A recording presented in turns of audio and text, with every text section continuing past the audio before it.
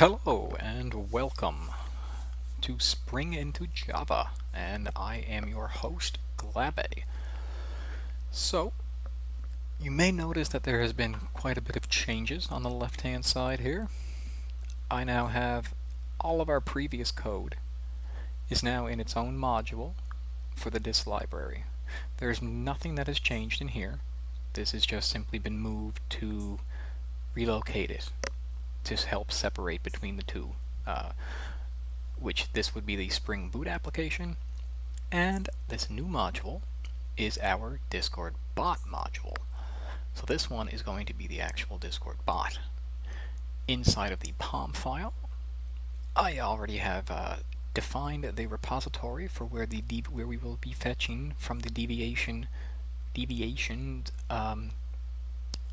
repository, as well as I've gone ahead and implemented the JDA version that I am familiar with. There is newer versions. I am not familiar with them enough to give you a comprehensive video on how to use it. So, for the sake of this series, we're going to stick with what I am familiar with. By all means, if you wish to upgrade to a later version and go through finding the changes that has happened, you can always do that. But if you're going to follow along, we're going to be sticking with Alpha 17. I also have two other dependencies here. One is the Lombok, just again so I can have some boilerplate code cut down, as well as I've got HTTP components from the Apache HTTP client. This is just going to simply be used for the bot to make HTTP requests to the Spring Boot application, because these will be launched as two different individual projects. So, first thing that we're going to need to do is go into our source main Java, and we're going to need to create a Discord class. We're actually going to be creating a couple of classes here, but for now we're just going to create one called Discord. Alright, now in here there are a couple of things that we need to set up. The first couple of these are just going to be a way to reference this object itself, which will be the Discord bot, a way to reference the JDA API, as well as the JDA builder, so that we can build our bot. Now, because there is a lot to go over in this, I already have some of it typed up just to speed things along. So I'm just going to grab that and we'll just paste this in. So just fix up a couple of imports here.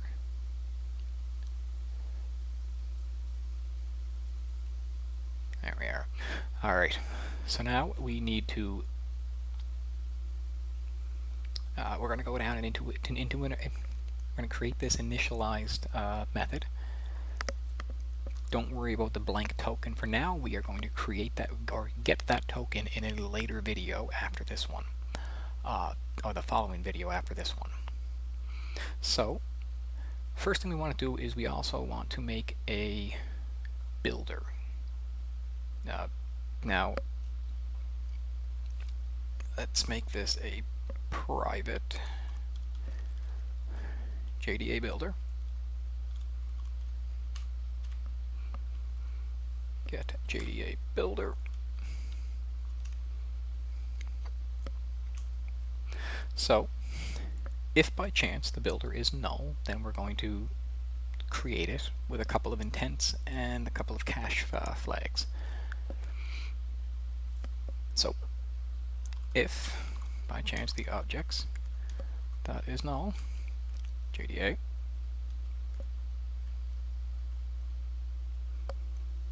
then we're going to go down and create it. So JDA builder equals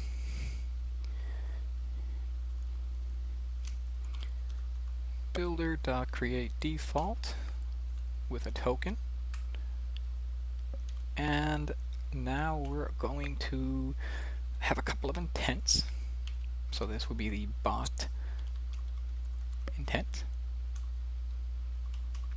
So these will be the things that we are going to also be defining in the next video from the developers portal.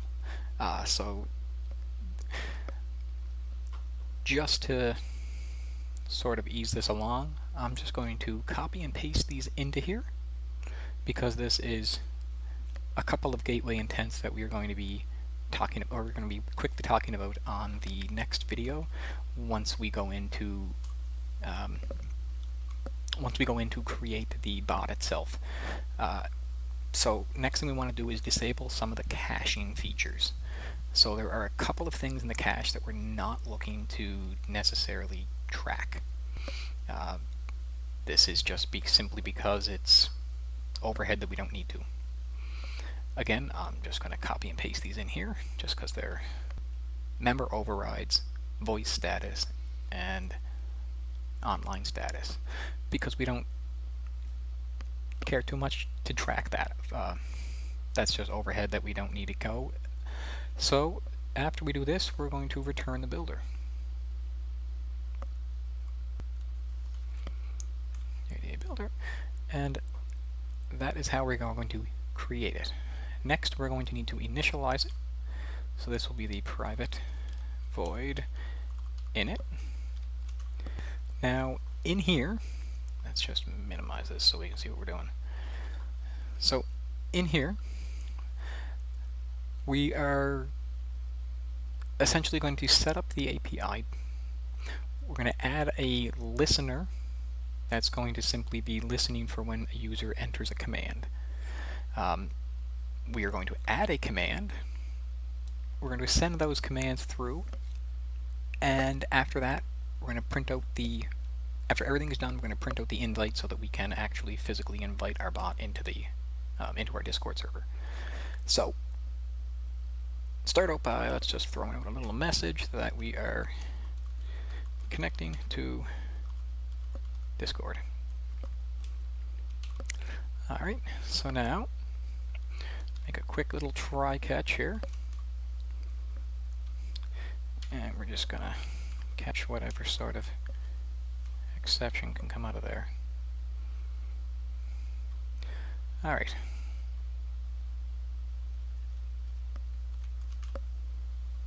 So first thing to do, as I said, is we're going to take the API,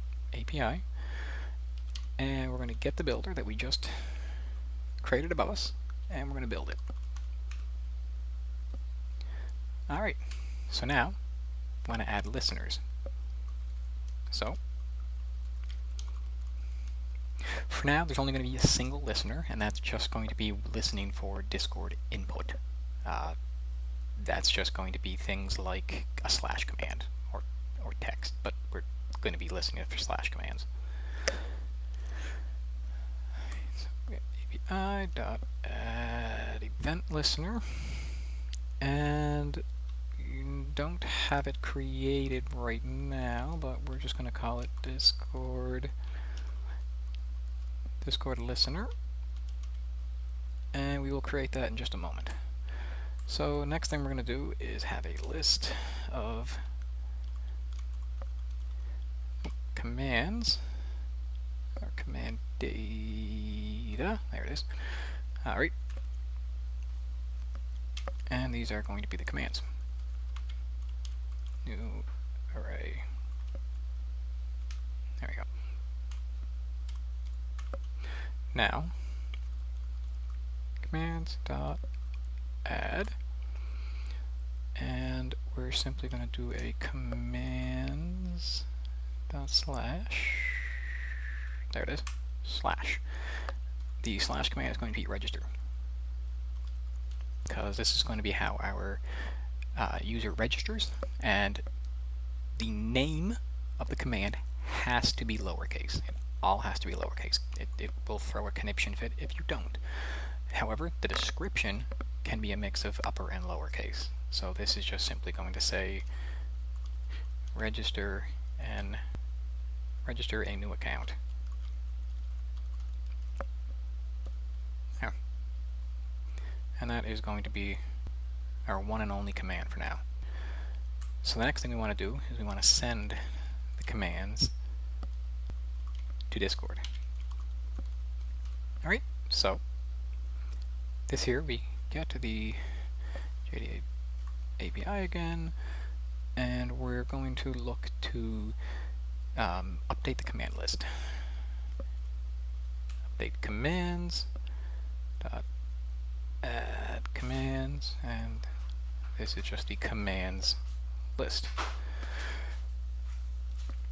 Don't forget to queue it, otherwise it will have an issue. There it is. So now that we'll package that up and send it off to Discord. The last thing we want to do is wait for everything else to be done and connected. This is just going to simply allow our bot to wait for a moment. Oh, wait, ready.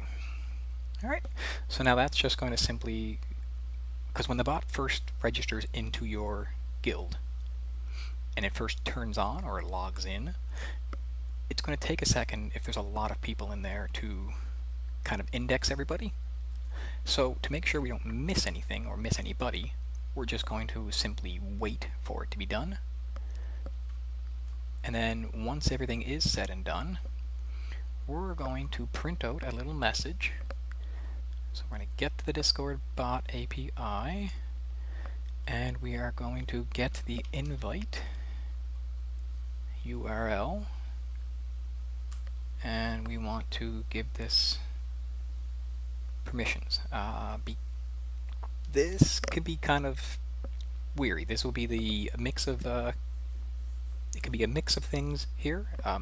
You could either simply get the ID number from the Discord developers portal and click from a whole list of things that you may want to give it. You can technically give it no permissions if you want. I'm just going to give this bot admin permissions, just so that I'm just going to make sure everything works. So permissions dot administrator, and we're done. Well, I guess we can print out an error here. So if this does happen to have an error, we're just going to simply print out.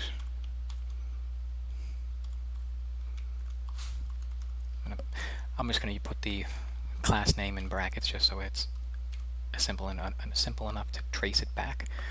And then we're just going to say that there was an error loading Discord bot. Cool. Alright, so now the only other thing we have left to do with this is make sure that we have a way to safely shut the bot down as well.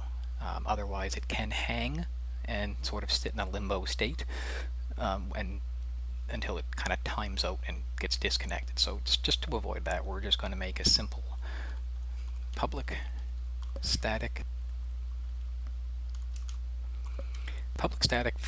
void for shutdown. And this is just going to be shutdown. HUD shutdown bot. I'll call it bot, why not? Now this is just going to simply be the API dot. There's a very simple way to do that. There we are. Now we're done. Now we do need to create this Discord listener. So we're going to go over here. We're going to create a new package, and we're just going to call this listeners, because we will have more in the future. So I just want to accommodate for that. Now we're going to create a new class, and this one is going to be called Discord Listener, just like it's spelled in that other class. Here we are. Make sure it is. Import it.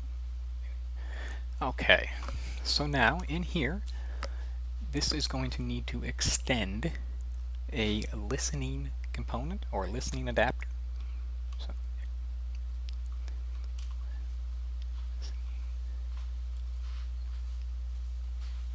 So, listener adapter, that's what it's named.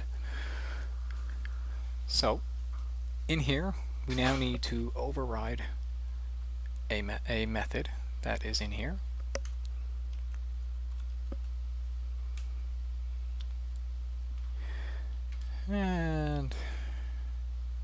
that would have automatically put that up for me. So this is going to be on slash command.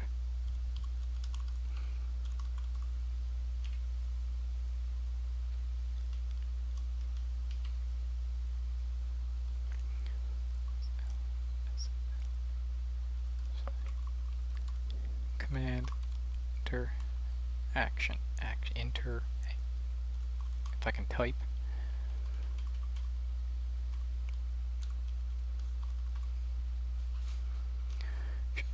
And this takes in a slash command interaction. And we'll just simply call that event for short. Alright, so now we need to make sure that the user that entered it is not null. So we're going to go with this is going to be a member from the DB8. There it is.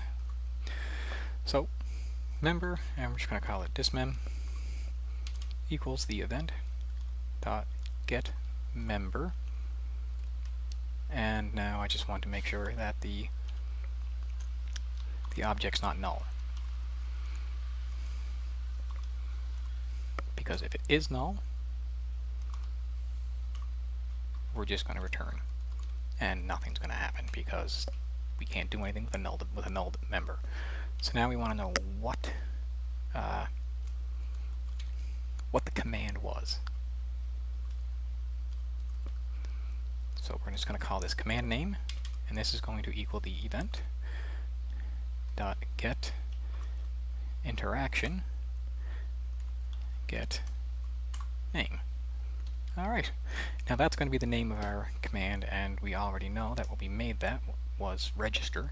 So now in the next video we're going to go over handling that input after we address getting the bot created. But now for all intents purpose, that all works. That should all work. This should all be connected here, and the only thing we need left to do is to get the token in here, which we will get in the next video.